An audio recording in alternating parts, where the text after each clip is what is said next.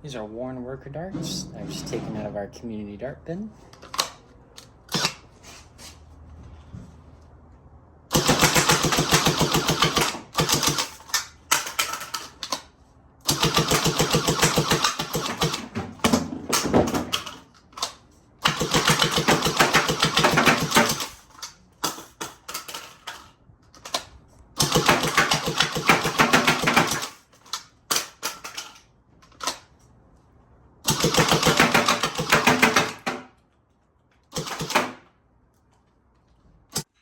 Hi, so if you're a Sweetheart Storm owner or an owner of any other AEB blaster within the nerfing hobby, if there's one thing you know, it is these blasters like to jam. There are a lot of workarounds to this, such as using only fresh darts, double springing your Talon mags, or using stuff like the XYL magazines that come with the unicorns. They have stronger springs. But over the course of the past few months, me and a few other people have been working on a fix that has proven to be very effective. That fix is with the dart gate. I will be showing you how to implement this. The first thing you're going to want to do is take off one screw, two screw, the one on the top and the other side, so you can get the shroud off, followed by the screws on the bottom and the side, as well as the top. You should all be the same length. They'll be either medium or short. Not the short, that's these motor screws are very, very short. They only go here. Once you have those screws out, the dart gate should just pull out. Next, we're going to remove the grub screws and the other grub screws that hold in this guide piece. There should be one on each side, not on the top or bottom. Once you've taken those grub screws out, the guide should just pull off. Set this to the side, we're going to work on it later. Now I'm going to explain what this fix is and why it works. So if you look at this lip on the dart guide here, the pusher seals into this and the dart sits inside the guide, or the chamber, I'm going to call it. The reason the storms jam is single spring Talon mags don't push the dart up high enough in time for the pusher to grab them evenly and then chamber, which results in darts sometimes getting clipped at the bottom of this lip and causing a jam. What we're going to do is flare out this funnel piece, which gives us more time for the dart to feed, as it's a larger angle. For this next part, you will need your dart gate, dart guide, a ball peen hammer, another kind of hammer, some sandpaper. I'm using 220 grit as it's the smoothest I have, and a Dremel or file. Before we start, you will notice I have marked with a Sharpie inside the chamber. I've marked right where the funnel ends and it becomes the smooth, sort of straight line. This is important as this marker is going to tell us when we've flared it enough. You'll also notice some of this anodization has been scratched off. That is from me using the ball peen hammer to twist and just grind away a little bit of that anodization and sort of flare out the funnel just a tiny bit. This is the first step I like to do, as it helps guide it in. To actually flare this, you're going to set your dart gate down on a rag or just something to absorb impact. Other hand just to support it.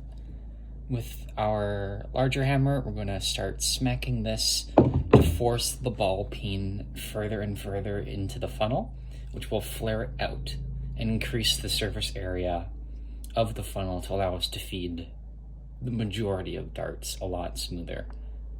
I'll do a few hits here just to demonstrate, and then I'm going to cut because I don't want to destroy all of your ears. So headphone warning.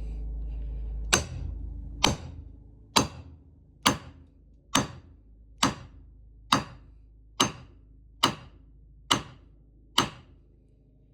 Try to hit it dead on in the center. It's okay if you deviate a little, you can do a lot to clean it back up. You can see here how the anodization is scraping off a lot in one section and less in other sections. This means the ball peen hammer isn't going fully evenly down. And to correct this later on, you can change the angle of the hammer and try twisting it in different directions to get it nice and even. We want all of this scraped anodization off to be right down to our Sharpie line all the way around, and that will tell us that we've flared it evenly.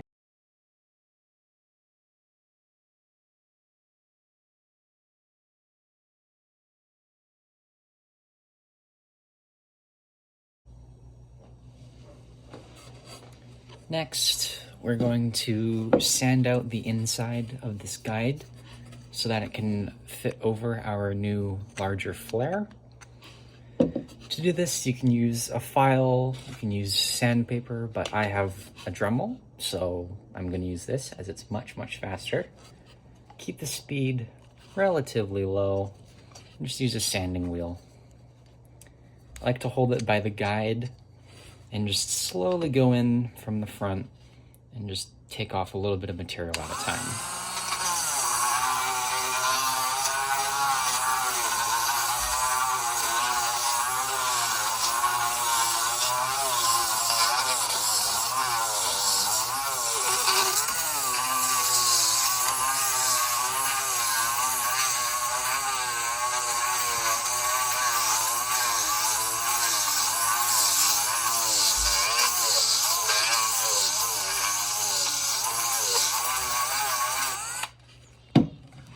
Sorry, I forgot to give you a headphone warning there.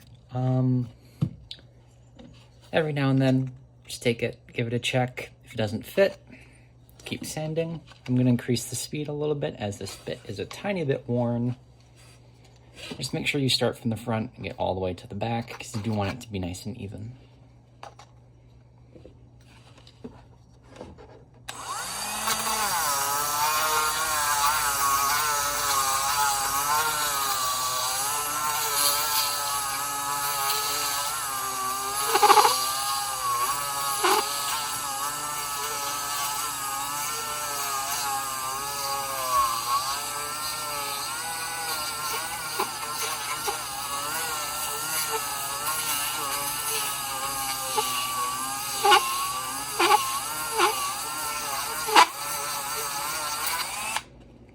This will be much easier if you aren't doing it for a camera. Holding it at that angle is not pleasant. See, I'm getting pretty close there. I'm just gonna cut and come back. Okay, so once you get this to the right fit, or it'll just slide on, should be pretty good. And it'll just go on over your new flare. You want to sand it out just a little bit to make it a little smoother. I do this just for the sake of my brain. I don't know. I just like to have this smooth. You can skip this part if you don't care.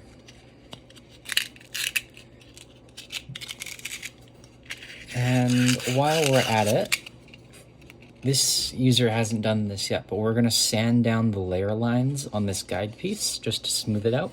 This will also help with feeding. It's one of the known fixes for the storms. So I'm just going to use my finger to bend the paper, get it in that groove. Try not to take off a ton of material. You only want to smooth out the layer lines.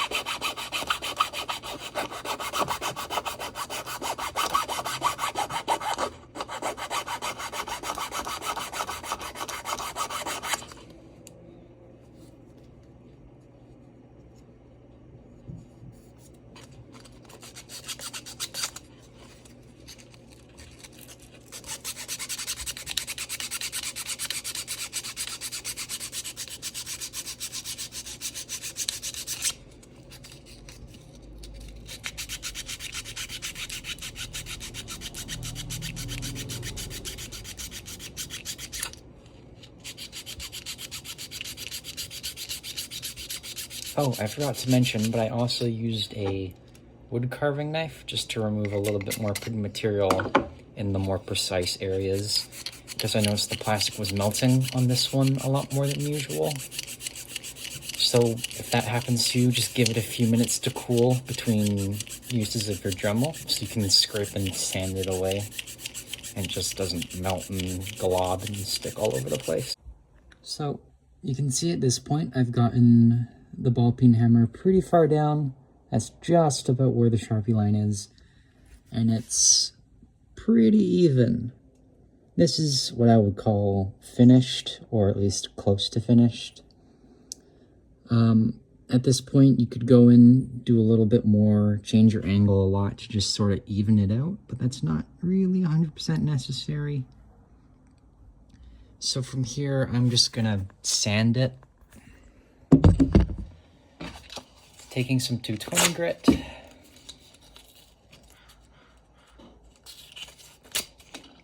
Down to size.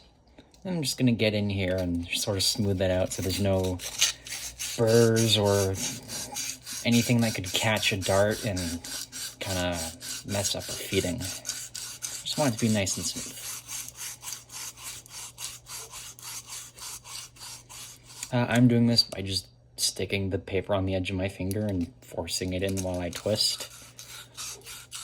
I'm sure you can come up with a more graceful way to do it, but this is what's been working for me. I've done this a few times now.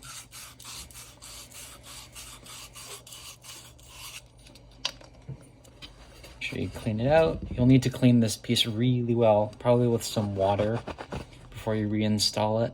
You don't want to get any metal dust inside your blaster. Now you can see, this is, hopefully you can see from that angle. It's nice and shiny, nice and smooth. This dart gate is finished. And that's it. Just reinstall your dart gate and you should be good to go. A few notes before I end the video. When it comes to darts, these will also have a factor in how well your storm works. I recommend the Worker Reds as they're a bit thicker, bit stiffer, and they are about 2 millimeters shorter than the Dart Zone darts.